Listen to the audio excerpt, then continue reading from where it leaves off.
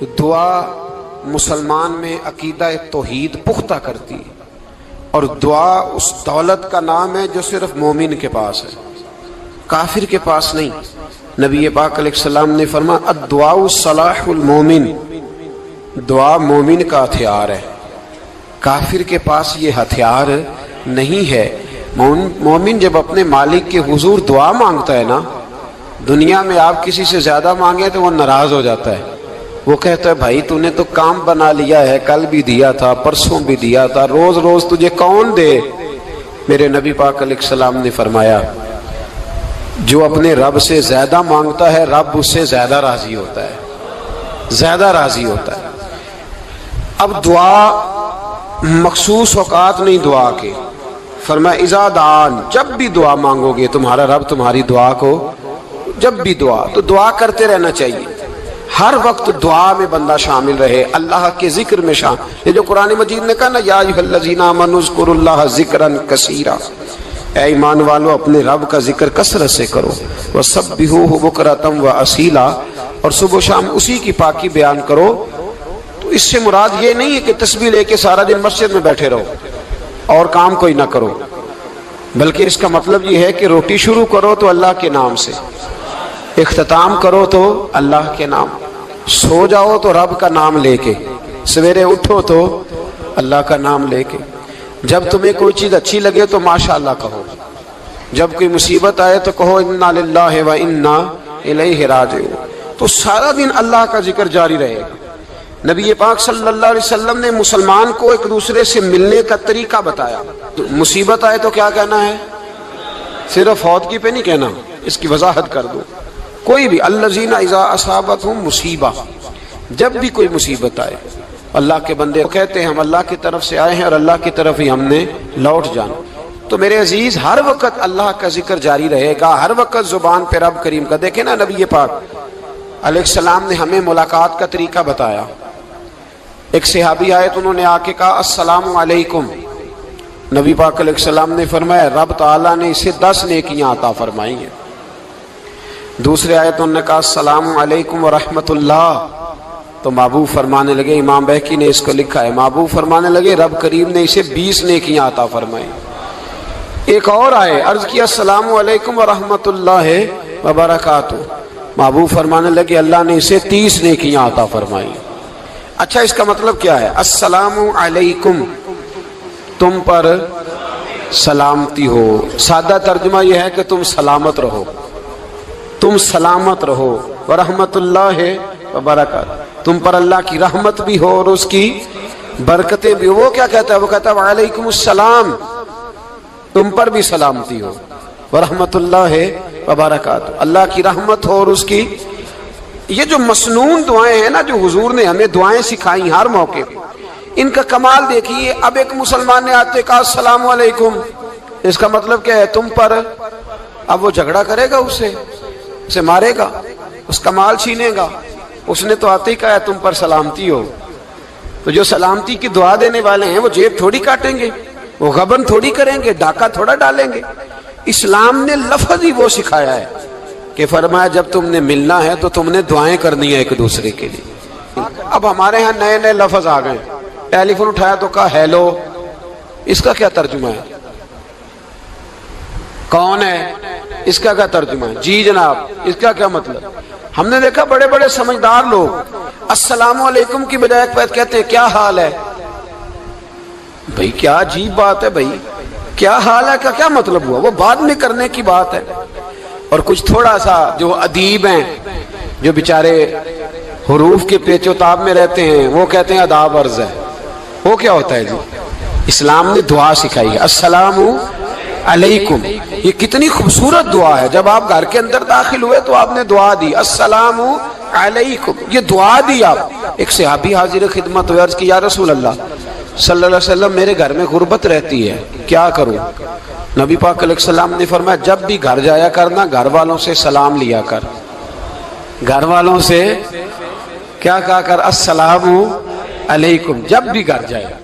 یعنی گھر آیا، اب گھر والوں نے بتایا کہ ماچس کی ڈبیا تو لے آؤ۔ اب یہ دکان کونے پہ تھی گھر والے پہ، وہاں سے ماچس کی ڈبیا لے کے واپس گیا تو کہنے لگا السلام علیکم. پھر گھر والوں نے کہا ہو بتانا یاد ہی نہیں رہا, چینی بھی ختم ہو گئی ہے. تو یہ پھر گیا چینی لینے, لوٹ کے آیا تو کیا کہا؟ جب اللہ چاہتا ہے تو کہے, جب اللہ کے رسول چاہتے ہیں تو کہے. اس کا ترجمہ یہ ہے کہ تو کہہ, تو سلام لے. اللہ رسول چاہ رہے ہیں کہ تو سلام لے تاکہ تیرے گھر میں سلامتیاں ڈال دی جائیں. تو فرمایا سلام لینی ہے تو نے, اور ساتھ تو نے اس طرح کرنا ہے کہ 3 دفعہ سورۃ اخلاص کو پڑھنا ہے. امام قرطبی نے اس کو لکھا ہے. اس نے کہا حضور غربت بڑی ہے, غربت بڑی ہے تو کہ وظیفہ بتائیں. فرمایا جب بھی گھر جاؤ سلام لو اور 3 دفعہ سورۃ اخلاص پڑھو. وہ صحابی کہتے ہیں میں پکا ہو گیا. اب وہ کچھ دنوں کے بعد, کچھ عرصے کے بعد, کچھ مہینوں کے بعد واپس آئے تو صحابہ کرام علیہم رضوان فرماتے ہیں ہماری خواہش تھی کہ یہ کچھ بیان کرے, اب بتائے جو وظیفہ لے کے گیا تھا اس کا رزلٹ کیا نکلا. کہتے اس نے بڑی حیرت انگیز بات کی, حیرت انگیز عجیب انداز میں. کچھ لوگوں کا دل ہوتا ہے نا کہ مجھے ملے میرے پڑوسی کو نہ ملے, اور کچھ کا دل ہوتا ہے یار مجھے بھی ملا ہے اور الحمدللہ میرے پڑوسی کو ملا ہے. تو صحابی جب حاضر ہوئے تو صحابہ کہتے ہیں ہمیں تجسس تھا کہ یہ کچھ بتائیں. تو حضور نے فرمایا کیا حال ہے تیرا؟ کہا یا رسول اللہ کمال ہی ہو گئی ہے حضور, میں جب بھی گھر جاتا ہوں سلام لیتا ہوں اور 3 دفعہ سورۃ اخلاص پڑھتا ہوں, میں تو امیر ہو ہی گیا ہوں, میرے تو ہمسائے بھی امیر ہو گئے. کتنا پیارا ہے یہ جملہ, کتنا حسن ہے. اتنا اچھا لفظ کسی اور کے پاس ہے ہی نہیں جو الفاظ ہمیں ہمارے رسول نے عطا فرمایا. اس کو اپنائیے, اس کو اپنائیے. یہ الگ بات ہے کہ لوگ مطلب کے لیے سلوٹ کر لیتے ہیں بڑا سارا, لیکن مطلب کے لیے نہیں. جس کو جانے اس سے بھی سلام لیں, جس مسلمان کو نہیں جانتے اس سے بھی. تو نبی پاک نے ہمیں مسنون دعائیں سکھائیں. رات کو جب سونے لگیں اللہ کے رسول صلی اللہ علیہ وسلم نے ہمیں دعا سکھائی. حضور نے فرمایا جب سونے لگو تو مسلم شریف میں فرمایا تم نے یہ دعا پڑھنی, اللہم باسمک اموت و احیا. تم نے کہنا اے اللہ میں تیرے نام پر مرتا ہوں اور تیرے نام پر جیتا ہوں. نبی پاک صلی اللہ علیہ وسلم نے ایک حدیث میں فرمایا کہ یہ جو نیند ہے نا یہ موت کی چھوٹی بہن ہے, یہ موت کا ایک حصہ ہے. جس طرح انسان سو جائے تو کوئی خبر نہیں ہوتی کیا ہو رہا ہے, بالکل وہ اٹھا ہے تو اس نے کہا ہو یہ کیا ہوا. سو جاتا ہے نا آدمی, اسے خبر نہیں ہوتی. اوہو میں نے تو 11 بجے اٹھنا تھا, یہ تو 3 بج گئے. اب اسے خبر نہ رہی. سوتے ہوئے لوگ چوری کر لیتے ہیں, بلکہ اس طرح بھی ہوتا ہے کہ آدمی نے گکھڑ اترنا تھا, وہ پنڈی سے آ رہا تھا لیکن وہ سویا ہوا تھا. آنکھ تب کھلی جب کاموں کی آ گیا تھا. اب اس کا اس پر زور, تو فرمایا کیا پتا اب تو کھل گئی کاموں کی, جا کے لاہور جا کے کسی جگہ پہنچ کے, تو یہ بھی ممکن ہے کہ کھلے ہی نہ, نیند ہی موت کا سبب بن جائے. تو کہہ کے سو کہ یا اللہ تیرے نام پہ سو رہا ہوں. اللہ کس نام پہ سو رہا ہوں یار. اگر ہم ان دعاؤں کا حسن سمجھے, مت اللہم باسمک اموت و احیا, یا اللہ میں تیرے نام پہ سوتا ہوں اور تیرے نام پر اٹھتا ہوں. گویا کہہ رہا یا اللہ میری نیند بھی تیرے فضل سے ہی ہے, اور اگر آنکھ کھل جائے تو وہ بھی تیرے فضل سے ہی ہے.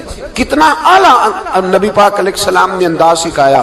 اور پھر بخاری شریف میں حدیث موجود ہے, فرمایا جب اٹھو تو کہو الحمدللہ الذی احیانا احیانا بعد ما اماتنا و الیہ النشور. فرمایا جب تم سو کے اٹھو تو پھر کہو اے اللہ ساری تعریفیں تیرے لیے, تمام تعریفیں جس نے ہمیں موت کے بعد حیات دی, موت کے بعد فرمایا احیانا بعد ما اماتنا, ہمیں مرنے کے بعد گویا اللہ کا شکر ادا کر کے آنکھ کھل گئی. دیکھیں کس طرح اسلام مسلمان کو اللہ کے ساتھ جوڑتا ہے. فرمایا شکر کر, آنکھ کھل گئی. کہ یا اللہ تیرا شکر ہے تو نے موت کے بعد ہمیں دوبارہ حیات عطا فرمائی, یہ شکر ادا کرو. گویا تم یہ نہ کہنا کہ میں اٹھ گیا ہوں تو میرا کمال ہے, یہ نہ سمجھنا میں اٹھ گیا ہوں تو میں بڑا پابند ہوں, جب میں ارادہ کر لوں کہ میں نے 11 بجے اٹھنا ہے تو پھر میں اٹھ جاتا ہوں. یہ نہ کہنا کہ یہ الارم بڑا اچھا ہے, یہ مجھے اٹھا لیتا ہے. ذہن کے اندر خیال کر کہ نیند تو موت کی طرح تھی, یہ جو میں اٹھ گیا ہوں تو اپنے رب کے فضل سے اٹھا ہوں. جو میں اٹھ گیا ہوں, جو ابھی اٹھے ہیں وہ تو بول دینا کم از کم کہ میں اپنے رب کے فضل سے اٹھ گیا. تو دعا سکھائی. پھر دیکھیے نبی پاک صلی اللہ علیہ وسلم نے فرمایا جب تم بیت الخلاء میں جاتے ہو نا, واش روم میں جاتے ہو, تو گندی چیزیں ہوتی ہیں وہاں، شیطان ہوتے ہیں، جنات ہوتے ہیں، یہ گندگی پہ ہوتے ہیں۔ جب تم واش روم جاؤ، بیت الخلا جائے، تب بھی دعا مانگو۔ کیا دعا مانگو؟ وہ دعا بھی نبی پاک صلی اللہ علیہ وسلم نے ہمیں تعلیم فرمائی اور بخاری میں ہے، کہا پڑھا کرو اللہم انی اعوذ بک من الخبث والخبائث۔ کہو اے اللہ، ناپاک چیزوں سے میں تیری پناہ مانگتا ہوں، وہ نر ہوں یا مادہ ہوں۔ اللہ میں تیری پناہ مانگتا ہوں۔ واش روم کے اندر بہت ساری بری چیزیں ہوتی ہیں، جوان میری بات پر توجہ فرمائیں، وہاں بہت ساری گندی چیزیں ہوتی ہیں۔ انسان کئی دفعہ واش روم میں جاتا ہے، اسے وسوسے زیادہ آتے ہیں، یہ نوٹ کریں میری بات کو۔ اصل میں نا ہم بات ڈھونڈ رہے ہیں علاج اپنی بیماریوں کا، حالانکہ علاج تو سارا مدینے والے رسول کے پاس موجود ہے، محبوب کے پاس ساری دوائیاں ہیں۔ تو نبی پاک علیہ السلام دیکھیں نا، انسان واش روم میں جاتا ہے، اسے وسوسے آتے، برے خیالات آتے، وہ گناہ کی طرف کئی دفعہ مائل ہوتا ہے، تو کہا تو دعا پڑھ کے جا، اللہم انی اعوذ بکا، یا اللہ میں تیری پناہ مانگتا ہوں، من الخبث والخبائث، ہر خبیث اور بری چیز سے میں تیری پناہ مانگتا ہوں، وہ نر ہو یا یار کتنا عظیم دین ہے، کتنا عظیم میرے مصطفیٰ کریم کا وہ والا دین ہے۔ اصل میں اللہ کرے بی اے پاس بچے کو بیت الخلا کی دعا بھی یاد ہو جائے، ایسے یاد ہو جائے، اور اس کے ماں باپ سمجھ لیں کہ جوان ہو گیا ہے، تو اب ہو سکتا ہے اس کی طرف شیطان حملہ زیادہ کرے، اسے خراب کرنے کی کوشش کرے، تو لہٰذا اسے دعا سکھائی جائے تاکہ اس کو پہلے سے پتا ہو کہ میں نے اس بے ایمان سے بچنا کس طرح سے۔ اب آپ دیکھیے نبی پاک علیہ السلام نے ہمیں دعا سکھائی، مصنف ابن ابی شیبہ میں۔ کون سی دعا؟ واش روم سے نکلنے کی۔ اللہ اکبر، بڑی زبردست دعا ہے، بڑی زبردست۔ آپ یقین کریں اس ایک ایک دعا پر ایک ایک پورا بیان ہو سکتا ہے، ایک ایک۔ یہ اس لیے نہیں میں کہہ رہا کہ میں کوئی عالم فاضل آدمی ہوں، آپ کہیں گے کہ بتا رہے ہیں میں بڑا پڑھا لکھا ہوں، صرف یہ عرض کر رہا ہوں کہ اس کے فوائد پر، ثمرات پر جو اللہ تبارک و تعالی امت کو دیتا ہے، ان دعاؤں کی جو فضیلت حدیثوں میں آئی، اور پھر جو اس کے فوائد ہے، اور اس پر بات کروں تو ایک دعا تقاضا کرتی ہے کہ اس پر پورا ایک لیکچر ہونا چاہیے۔ دیکھیے آپ واش روم سے نکلے، دعا کیا ہے؟ دعا کے لفظ کیا؟ الحمدللہ الذی، ایک حدیث میں لفظ ہے غفرانک، غفرانک، اے اللہ میں تجھ سے بخشش چاہتا ہوں۔ اور جو مشہور اور معروف ہے مصنف ابن ابی شیبہ کی روایت، فرمایا الحمدللہ الذی اذھب عنی العذاب وعافانی، فرمایا اے اللہ تیرا شکر ہے۔ واش روم سے نکلا ہے تو کہہ رہا ہے یا اللہ تیرا شکر ہے، تو نے مجھ سے اذیت دور کی، وعافانی، اور تو نے مجھے عافیت عطا کر دی، اذیت دور کر دی اور عافیت۔ بولیے، واش روم سے نکلا ہے تو کیا کہتا ہے؟ یا اللہ تیرا شکر ہے، تو نے مجھ سے اذیت دور کر دی اور مجھے عافیت۔ ڈاکٹر حکیم ہومیوپیتھک ایک چیز پر متفق کم ہوتے ہیں، پتہ ہے نا آپ کو، لیکن اس بات پر سب کا اتفاق ہے کہ اگر کسی کو قبض ہو جائے نا تو شاید 70 یا 72 بیماریاں لگ جاتی ہیں اس کو۔ اور جب آدمی کو قبض ہوتی ہے نا، پیٹ کے اندر فضلہ جم جاتا ہے، خارج نہیں ہوتا، اس کو اعصاب کی بیماری ہوتی ہے، اس کے ذہن پر اثر ہوتا ہے اس چیز کا۔ آپ یہ مت سمجھیں کہ کھانا کھانا ہی ایک کمال ہے، اللہ نے یہ بھی نعمت بنائی ہے کہ کھانا جب خارج ہوتا ہے تو وہ بھی اللہ کا بہت بڑا احسان ہے۔ تو فرمایا تو سمجھا ہی نہیں، اگر تجھے قبض ہو جاتی، تیرے پیٹ کے اندر وہ چیز جم جاتی، تیرے لیے کتنی تکلیف کا باعث تھی۔ ان لوگوں سے پوچھئے جو اس کے بیمار ہیں، اس کے مریض ہیں، وہ کتنی تکلیف میں رہتے ہیں، سر میں درد ہوتا ہے، سر چکراتے ہیں۔ ایک بہت بڑا روڈ ایکسیڈنٹ ہوا تو ڈرائیور سے لوگوں نے پوچھا کہ مسئلہ کیا ہے، تو کہنے لگا میں قبض کا مریض ہوں، تو میں کھانا کھا لیتا ہوں تو میرے ذہن پر وہ اس قدر زیادہ گیس کا غلبہ ہوتا ہے کہ میں سخت تکلیف میں ہوں۔ نبی پاک علیہ السلام نے ہمیں سمجھایا اور بتایا کہ سمجھ لو یارو، کھانا کھانے کی نعمت تو اللہ نے تمہیں عطا فرمائی ہے، لیکن کھانا کھانے کے بعد اس کا اخراج بھی اللہ کی بہت بڑی نعمت ہے، تو اللہ کا شکر ادا کرو۔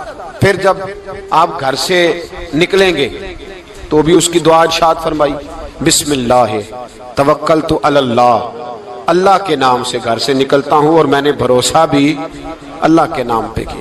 جب گھر سے نکلیں تو کس کے نام پہ بھروسہ کریں؟ بولیے حضرت رابعہ بصریہ رحمت اللہ علیہا، آپ تشریف لے گئیں حج کرنے، جس دن واپس آئیں اپنا اونٹ کہہ گئیں جاتی دفعہ، کہنے لگی اللہ میں تیرے حوالے کر کے جا رہی ہوں اور بسم اللہ توکلت علی اللہ، بھروسہ بھی تیری ذات پہ۔ جس دن واپس آئی نا اسی دن کسی نے بتایا کہ اماں آج ہی تیرا اونٹ مر گیا ہے، تو اونٹ کے سرانے کھڑی ہو کے کہنے لگی مولا میں تو تیرے نام پہ تیرے پہ بھروسہ کر کے گئی تھی، تیرے حوالے میں تو تیرے گھر گئی تھی۔ تو لوگ کہتے ہیں اماں کے منہ سے لفظ نکلے تو اونٹ زندہ ہو کے کھڑا ہو گیا ہوں۔ تو اماں کہنے لگی نہیں تمہیں ہی غلطی لگی ہے، مرا ہی نہیں تھا، پہلے سے ہی موجود تھا، وہ اپنی کرامت بھی نہیں ظاہر ہونے دی۔ تو بھائی گھر سے نکلیں تو کس لفظ پر کہ یا اللہ میں تیرے بھروسے پہ نکل رہا ہوں میں، اس کے دو فائدے ہوں گے، ایک تو آپ اللہ کی امان میں جا رہے ہیں، اللہ کی امان میں آ رہے ہیں، اور دوسرا جس گھر کو آپ چھوڑ کے جا رہے ہیں اسے بھی اللہ کی امان میں دے کے جائیں۔ تو کتنا لذت والی دعا ہے جو نبی کریم علیہ السلام نے ہمیں سکھائی۔ اب ذرا حدیث سنیں خوش ہو کے، دیکھیں حضور نے دعا سکھائی، فرمایا جب دیکھ لو نا کسی کو ہنستا ہوا، کیا کرتا ہوا؟ ماشاءاللہ آپ تو ہنسنے لگے۔ جب کسی کو ہنستا ہوا دیکھو تو کہا کرو اضحک اللہ سنک، یہ دعا یہ بخاری ہے، فرمایا دعا مانگا کرو جب کسی مومن کو ہنستے ہوئے دیکھو تو دعا مانگو اضحک اللہ سنک، اللہ تجھے ہنستا ہی رکھے، اللہ تجھے، بولیے جل نہ جایا کرو کہ میں پریشان ہوں تو یہ ہنس کیوں رہا ہے، جھلا نہ کرو، بلکہ کیا کہا کرو اللہ تجھے ہنستا رکھے، اللہ تجھے۔ نبی پاک صلی اللہ تعالی علیہ وآلہ وسلم نے فرمایا، ترمذی میں حضرت اسامہ بن زید رضی اللہ تعالیٰ عنہ سے حدیث مروی ہے، حضور نے فرمایا جس نے کسی کے ساتھ احسان کیا اور جس پر احسان کیا، اگر اس نے یہ دعا پڑھ دی نا جزاک اللہ خیرا، تو فرمایا اس نے اللہ کی بھی پوری حمد کر دی اور محسن کا صحیح شکریہ بھی ادا کر دیا۔ کیا کہنا ہے؟ جزاک اللہ، اللہ تجھے بہترین جزا عطا کرے۔ اس کا ترجمہ کیا ہے؟ اللہ تجھے بہترین، کیونکہ حضور فرماتے ہیں من لم یشکر الناس ولم یشکر اللہ، جس نے بندوں کا شکریہ ادا نہیں کیا اس نے اللہ کا بھی شکریہ ادا نہیں کرنا۔ تو کیا کہنا چاہیے؟ جزاک اللہ خیرا۔ اور اگر اماں کہتی ہو بچوں کو انگریزی سکھانی ہے تو کیا کہنا ہے پھر؟ شکریہ ادا کرنے میں کیا کہنا ہے؟ Thanks, thank you. او خدا کے اس کا ثواب کتنا ہے؟ بولے انگریزی ایک زبان ہے، اس کو زبان ہی رہنے دیں گے۔ ایک نوجوان نے مجھے بڑی گہری بات سنائی، میرا قریبی تعلق تھا، کہنے لگا گھر میں بڑا مسئلہ ہے، بڑی پریشانی ہے، ماں اور بیوی کا ماحول اتنا سخت ہو گیا ہے کہ نمٹ نہیں سکتا۔ آپ یقین کریں میں نے ڈیٹیل سے ساری چیز کو سٹڈی کیا، میرے پاس اتنا وقت نہیں ہوتا، پھر بھی میں نے اس فیملی کو پورا پڑھا تو غلطی نوجوان کی نکلی، نہ اس پہ اماں اعتبار کرتی ہے نہ بیوی اعتبار کرتی ہے۔ اس نے جھوٹ بول بول کے اس طرح کی ماحول پیدا کر دیا ہے کہ کوئی اس پر اعتماد کرنے کو تیار ہے۔ اگر آپ ناراض نہ ہو تو ایک بات کروں، پتہ ہے گھر میں ماحول کب خراب ہوتا ہے؟ باہر والے ہماری تقریر سنتے ہیں، گھر والے ہمارا عمل دیکھتے ہیں۔ جب وہ دیکھتے ہیں نا کہ یہ کس طرح کا شخص ہے، اس کے رویے، اس کا کردار، اس کا لب و لہجہ کتنا برا ہے اور یہ کردار کا کتنا کمزور ہے۔ اعلیٰ حضرت فرمایا کرتے تھے نیک وہ ہوتا ہے جس کی تنہائی صاف ستھری ہوتی ہے، اس لیے ماحول بگڑ جاتا ہے۔ یہ جو ہم کہتے ہیں نا میرے سجن بڑے بنتے ہیں پھر ٹوٹ جاتے ہیں، کچھ لوگ ایسے ہوتے ہیں جو ان کے پاس جاتا ہے انہی کا ہو جاتا ہے، وہ کہیں اور کے قابل کیوں بھلا؟ اس لیے کہ ان کے کردار میں ٹھنڈک دیکھتا ہے، ان کے لب و لہجے میں مٹھاس دیکھتا ہے، اس شخص میں اتنی خوبصورتی دیکھتا ہے کہ اسی کا بن جاتا ہے۔ حضرت ابراہیم بن ادم کے پاس ایک نوجوان آیا، کہنے لگا میں گناہ کرنا چاہتا ہوں، فرمانے لگا بالکل کر، اللہ کا دیا ہوا رزق کھانا چھوڑ دے اور گناہ کر۔ کہنے لگا یہ نہیں ہو سکتا، فرمانے لگے چل پھر اس طرح کر، رب کی زمین پہ نہ رہ، کسی اور کی زمین پہ چلا جا۔ کہنے لگا یہ بھی نہیں ہو سکتا، فرمانے لگے چل اللہ کی چھت سے نکل جا۔ کہنے لگا یہ بھی نہیں ہو سکتا، تو آپ رو پڑے۔ فرمانے لگے پھر جناب اسرائیل جب آئیں تو ان سے کہنا مجھے 2-3 سال کی مہلت دے دے، پچھلی میری گناہوں میں گزر گئی، میں ذرا 3 سال عبادت کر لوں۔ تو وہ شخص بھی رونے لگا، کہنے لگا حضور وہ مہلت نہیں دیتے، وہ جب لینے آتے ہیں تو پھر لے کے اللہ تعالیٰ نے جب انسان بنانا چاہا نا تو جناب جبریل کو کہا مٹی لے کے آ زمین سے. حضرت جبریل نے مٹی پہ ہاتھ ڈالا تو باقی کی مٹی رونے لگ گئی, اسے جدا نہ کر.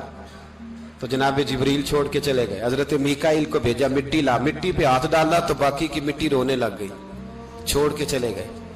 جناب اسرائیل کو بھیجا, مٹی پہ ہاتھ ڈالا تو باقی کی رونے لگ گئی, چھوڑ کے نہ جاؤ. تو حضرت اسرائیل فرمانے لگے تیرا رونا دیکھو کہ رب کا حکم دیکھو. وہ لے گئے, جب پیش کی تو رب کریم نے فرمایا اسرائیل جان نکالنے کی ڈیوٹی بھی تیری, تو مٹی کو لے آنا, باقی مٹی روتی بھی رہے تو روتی رہے.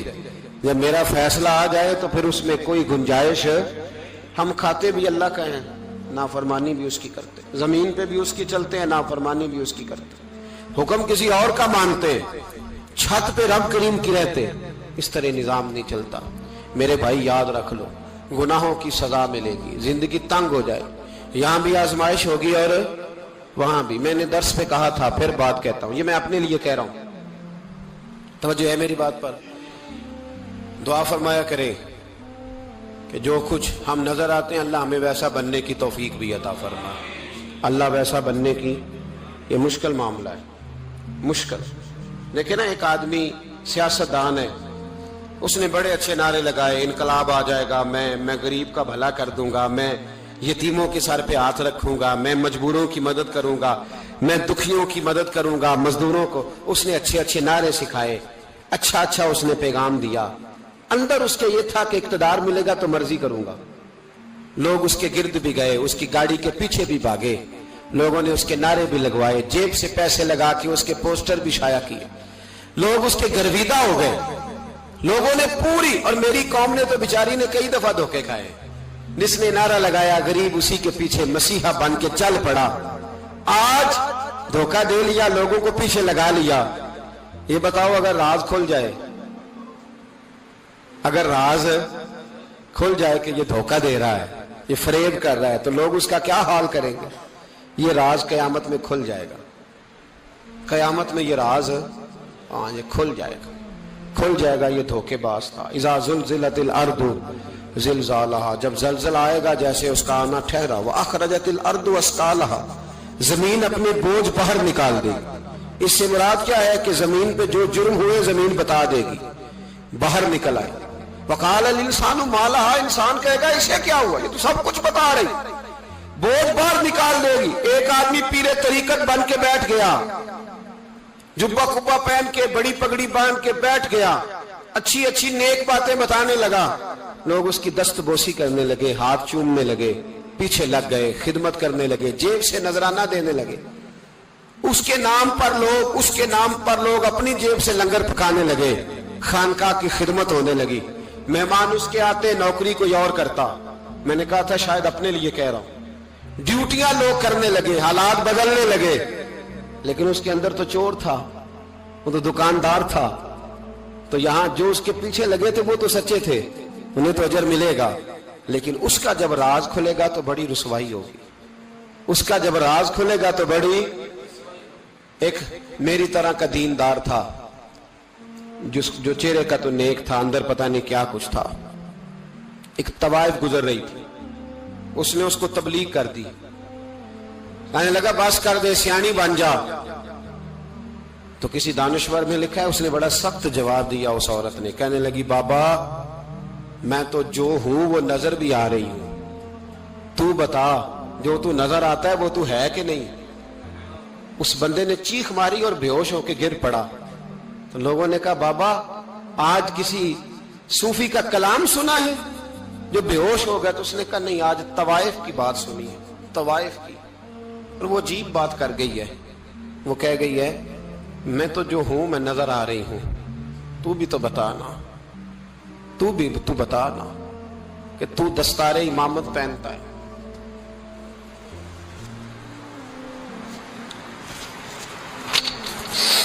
تو بتا, تو جو کہلاتا ہے تو وہ ہے کہ نہیں.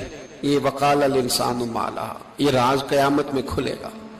ہم جو کچھ بتا رہے ہیں نا اپنی زبانوں سے, ہمیں اپنے گناہوں کا احساس ہونا چاہیے. ایسا نہ ہو کہ جب سزا ملے تو پھر اس طرح کی ملے کہ دوبارہ کسی کو کوئی منہ دکھانے کے قابل نہ رہے.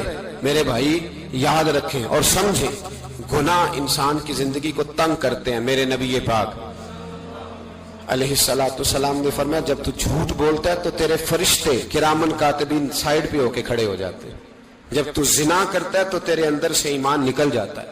اور نبی پاک علیہ السلام نے فرمایا جب میری قوم میں ناانصافی عام ہو جائے گی تو قتل بھی عام ہو جائے گا۔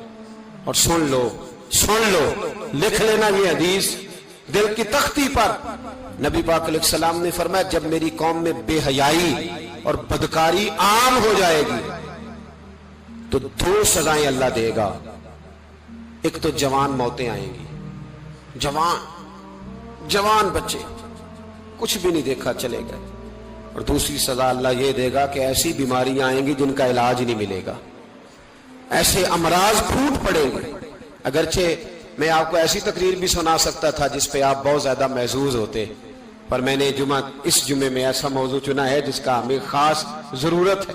بھائی دیکھیں تو صحیح، کہیں ایسا تو نہیں کہ ہم ان عیبوں میں مبتلا ہیں۔ میرے نبی کریم علیہ السلام نے فرمایا جب تم نیکی کا حکم دینا اور برائی سے منع کرنا چھوڑ دو گے پھر اللہ تم پر ظالم حکمران مسلط کرے گا۔ اور اگلے لفظ اس سے بھی زیادہ سخت ہیں، محبوب فرمانے لگے پھر تمہاری نیک لوگ دعائیں بھی کریں گے تو اللہ وقتی طور پر ان کی دعاؤں کو بھی قبول نہیں فرمائے گا، اس لیے کہ تم لوگوں نے نیکی کا حکم دینا اور بھلائی سے روکنا چھوڑ دیا۔ عزیزو یاد رکھو جب گناہ عام ہوتے تو پھر حالات بدلتے اور لوگوں کو سزا ملتی ہے ان کے گناہوں کی، بلکہ یہاں تک لکھا ہے کہ نیت خراب ہو تو سزا شروع ہو جاتی۔ کیا خراب ہو؟ بولیے گا۔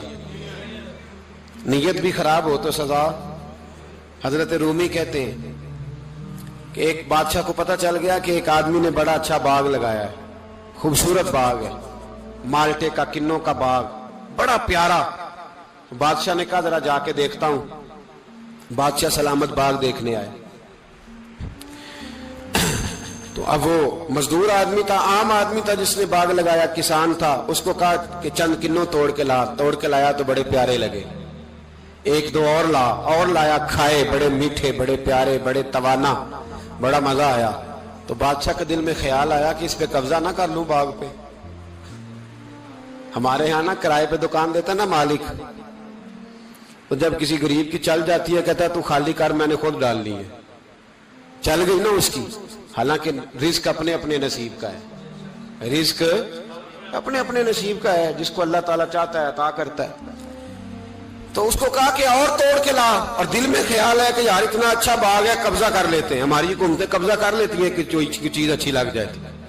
اب وہ کسان 2-3 کنوں توڑ کے لایا، اس نے کھائے تو کھٹے نکلے، ترش تھے۔ کہنے لگا تجھے کیا ہو گیا ہے؟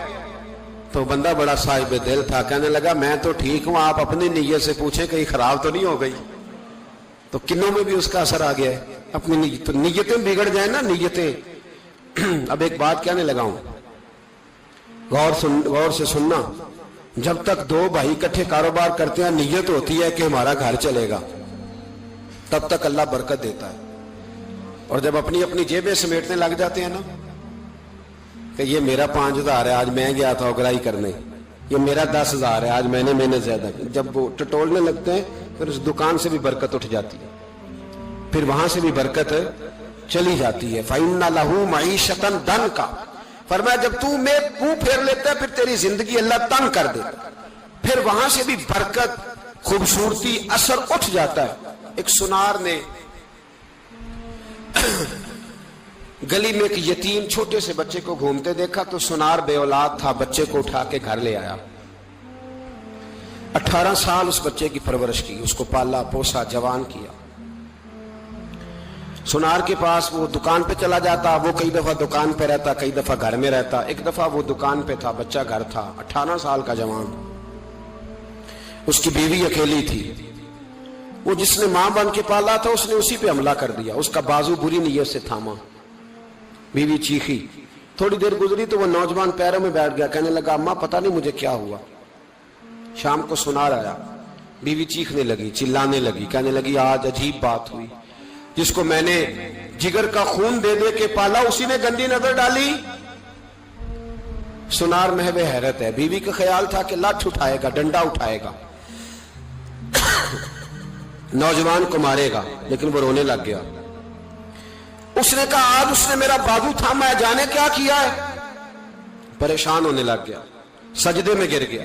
کہا تو بتاتا کیوں نہیں؟ تو وہ سنار کہنے لگا اس کی غلطی نہیں. 18 سال کے بعد آج مجھ پر بھی شیطان سوار ہوا تھا. ایک عورت آئی تھی, وہ اپنے بازوؤں میں چوڑیاں پہننا چاہتی تھی, تو میں نے بھی گندی نظر سے ہاتھ ڈالا تھا. رب کریم نے مجھے فوراً اس کی سزا دی. جن کے گھروں میں بیٹیاں ہوتی ہیں ان کی نظریں گندی نہیں ہوتی. جو بیٹیوں کے باپ ہوتے ہیں, جو بہنوں کے بھائی ہوتے ہیں, ان کی نظریں گندی. اور اگر تو ٹیلی فون کرتا ہے, تو کسی عورت کے ساتھ تعلق رکھتا ہے, تو یہ بات لکھ لے, امام فخر الدین رازی 1, علامہ اسماعیل حقی 2, ملا جلال الدین رومی 3, امام خازن 4, امام جلال الدین سیوطی 5 حدیث کے استاد اور محدث لکھتے ہیں کہ اگر تو کسی پر گندی نظر ڈالے گا تو تیرا گھر بچ سکتا, یاد رکھ نہیں بچے گا.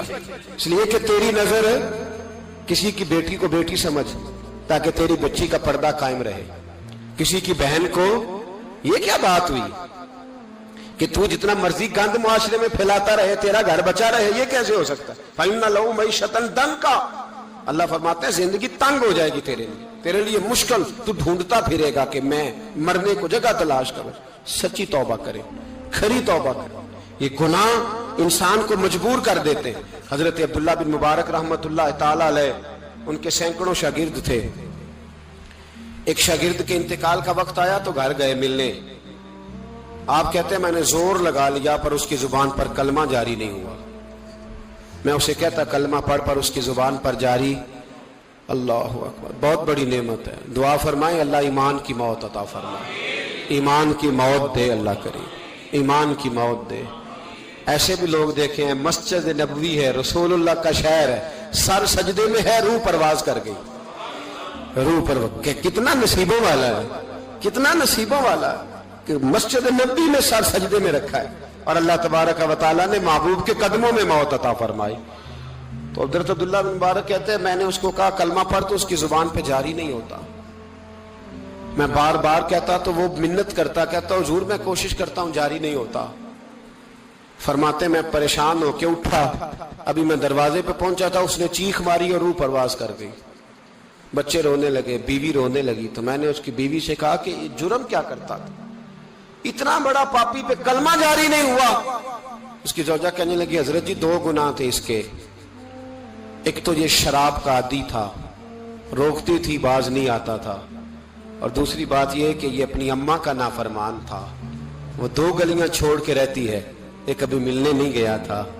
اس بوڑھی کا کلیجہ اس کی طرف سے بڑی تکلیف میں تھا. تو حضرت عبداللہ بن مبارک کہنے لگے جا تو بھی دعا کر, اور اس کی ماں کو بھی کہہ دعا کرے کہ یہاں تو یہ کلمہ نہیں اسے نصیب ہوا, اللہ کرے اللہ آخرت کی منزلیں اس کی بہتر فرما دے. میرے بھائی ایسے گناہ حضرت مالک بن دینار نے توبہ کی انہوں نے. کس طرح؟ فرماتے میں نشے کا عادی تھا, کسی نے مجھے کہا کہ بطور دوائی شراب پی لو, تو میں نے پی لی. نشے کا عادی تھا, شراب پیتا تھا. اللہ تعالیٰ نے بڑی منتوں اور کوششوں کے بعد, منتوں کے بعد ایک بیٹی عطا فرمائی. وہ بھی 2.5-3 سال کی ہوئی تو پردہ کر گئی. کہتے میں اس کی قبر پہ بیٹھ کے گھنٹوں روتا. شراب کا عادی تھا. ایک دن سویا تو خواب دیکھتا ہوں کہ میرے پیچھے ایک بڑا سانپ لگ گیا, اور سانپ جب منہ کھولتا ہے تو انگارہ نکلتا ہے. میں پھر دعا کرتا ہوں اللہ ہمیں معاف فرمائے, اللہ ہم سے درگزر. میں کچھ قبرستانوں میں جاتا ہوں تو میں وہاں سانپ بچھو پھرتے ہوئے دیکھتا ہوں, تو ڈر آتا ہے کہ ہم یہاں آنے والے ہیں. یہ لوگ کہہ رہے ہیں کہ تمہاری تیاری ہے, کسی وقت بھی اعلان ہو جائے گا کہ چلو بھائی چلو فلاں صاحب کا جنازہ ہے, اٹھو. لوگ کہتے ہیں جلدی کرو, اور ایک کونے میں ایک شخص یہ بھی کہتا ہے کہ دیگ بھی رکھ لو, مہمان بڑے جمع ہو گئے. اور ایک کونے میں لوگ یہ بھی کہتے ہیں کہ برف ٹھنڈی لے آؤ, لوگوں نے پانی بھی پینا. پہلے اعلان ہوتا ہے کہ فلاں فوت ہو گیا, پھر اعلان ہوتا ہے جنازے کا ٹائم ہو گیا, پھر اعلان ہوتا ہے جنازہ اٹھایا جائے گا, اور پھر بات ختم ہو جاتی ہے. پھر کل من علیہ فان, پھر کوئی نہیں پوچھنے آتا, ختم ہو گیا, قصہ ہی ختم ہو گیا. ان لوگوں کی کہانی مٹ گئی، ختم ہو گئے، بڑے بڑے کج کلا، کوئی پوچھنے والا نہیں۔ موت کا راج ہے، راج ہے موت کا راج، موت راج کرتی ہے بس، اور کسی کا راج نہیں۔ وہ راج کرتی ہے، جدھر جاتی ہے اسی کا راج ہے، راج کر رہی ہے۔ تو حضرت مالک بن دینار کہتے ہیں قبرستان میں میں نے دیکھا، میں خواب دیکھتا ہوں، بڑا اژدہا، اس کے منہ کے اندر آگ میرا پیچھا کر رہا ہے۔ کہتے میں خواب دیکھ رہا ہوں، میں دوڑا، لیکن وہ اژدہا جب میں دوڑا تو میرے آگے آ کے کھڑا ہو گیا۔ میں مشرق کو دوڑا تو وہاں بھی آ گیا، مغرب کو دوڑا تو وہاں بھی آ گیا۔ جناب مالک بن دینار کہتے ہیں ایک بوڑھا شخص کمزور مجھے بچانے آیا، پر اس اژدہا نے پھونک ماری تو وہ بوڑھا آدمی دور جا گرا۔ کہتے میں چیختا تھا، چلاتا تھا، ایک پہاڑی پہ میں بھاگا گیا تو وہاں مجھے میری بیٹی ملی، مجھے فوت ہو گئی۔ وہ اس اژدہے کے آگے اس نے یوں ہاتھ کیا تو اژدہا پیچھے بھاگ گیا۔ میں نے بیٹی کو گود میں اٹھایا، میں نے کہا بیٹی یہ کون تھا؟ کہنے لگی ابا یہ تیرا برا عمل تھا، یہ تیرا برا عمل تھا، یہ تجھے کھا جاتا اگر میں نہ ہوتی۔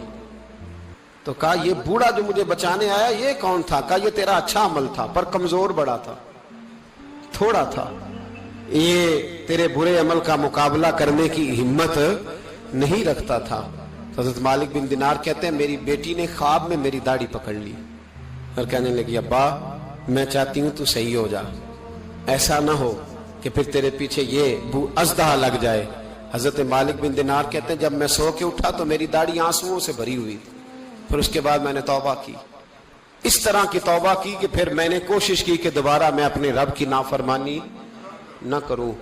حضرت عبداللہ ابن عباس فرماتے تھے جو دنیا میں ہنس ہنس کے گناہ کرتے ہیں نا،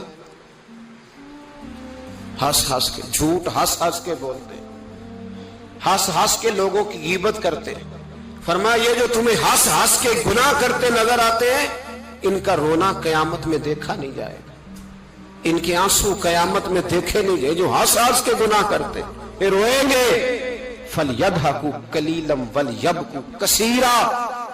رب فرماتا ہے زیادہ رویا کرو، کم ہنسا کرو۔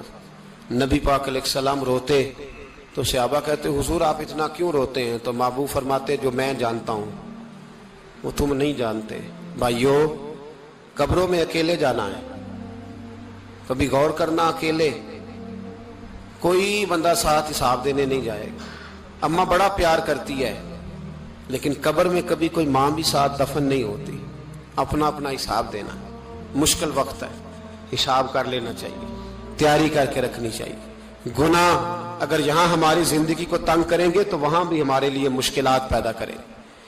نبی کریم علیہ السلام نے فرمایا ہے کہ اللہ بڑا مہربان ہے، اللہ بڑا کریم ہے، اللہ بڑا ستار ہے، اور یاد رکھو جب کوئی اس کی ریٹ کو چیلنج کرے، جب کوئی اس کے قانون کو توڑے، جب کوئی اللہ کی اعلانیہ نافرمانی کرے، پھر رب کریم کی غیرت کو، اس کے عدل کو جوش آتا ہے، توبہ کرے سچی، مسجد کی حاضری دے پابندی کے ساتھ۔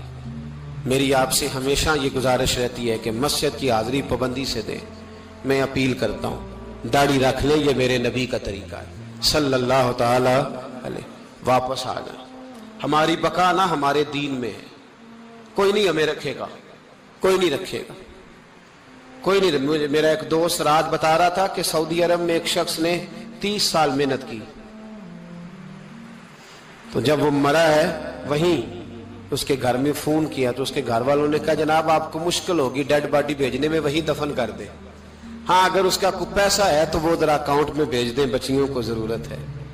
او بھائی تو اکیلا جائے گا، تیرے لیے مشکل ہو جائے۔ اپنے بھی ساتھ یقین کریں، بچے دعائیں کرانے آتے ہیں، کہتے ہیں حضرت جی دعا کریں اللہ اماں کی سختی معاف کر دے۔ اس کا مطلب کیا ہے کہ اماں اب جائے، اب ہمارا نمبر آئے۔ بچے تو انتظار کر رہے ہیں کہ ابا جائے اور گدی پہ ہمارا نمبر آئے۔ تیاری ہے، اکیلے جانا ہے، اکیلے، سخت سا مرحلہ ہے، اکیلے سارا کچھ فیس کرنا۔ آج توبہ کریں، وہاں کے کیڑے یہاں رہ کے مارے، اپنے ساتھ ظلم نہ کریں۔ ہم اس قابل نہیں کہ وہاں جا کے مقابلہ کر سکیں، بچیں، اپنے آپ کو محفوظ کریں، بچائیں، حساب اپنا اپنا دینا ہے۔ کسی باپ نے اگر اپنے بچوں کو حرام کھلایا تو بچے تو نہیں کہہ رہے تھے نا کہ حرام لے کے آ، تو باپ نے حساب دینا، والد نے۔ لہذا مہربانی فرمائیں، اپنے اوپر رحم کھائیں، اپنے آپ کو سنواریں. آج جمعۃ الوداع ہے، توبہ کریں، اللہ کے نیک بندوں کی صحبت میں بیٹھا کریں، اچھی باتیں سنا کریں تاکہ دل نرم رہے. ان جگہوں سے بچیں جو گناہ کی طرف لے کے جاتی، ظلم سے، زیادتی سے، جبر سے بچیں. اپنے آپ کو اپنے رب کریم کی بارگاہ میں جھکا دیں. ہمارا کہیں اور گزارا نہیں، کوئی نہیں ہمیں پوچھے گا. اقبال رو پڑے آخری عمر میں، رو پڑے اور اللہ کی بارگاہ میں عرض کرنے لگے نہ جہاں میں کہیں بھی امان ملی، جو امان ملی تو کہاں ملی، میرے جرم خانہ خراب تیرے عفو بندہ نواز میں. پناہ صرف اللہ رسول کی بارگاہ میں، باقی کوئی پناہ دینے کو تیار نہیں ہے. دعا کرتا ہوں اللہ کی بارگاہ میں اللہ ہمیں سچی توبہ کی توفیق عطا فرمائے. آخر دعوانا ان الحمدللہ.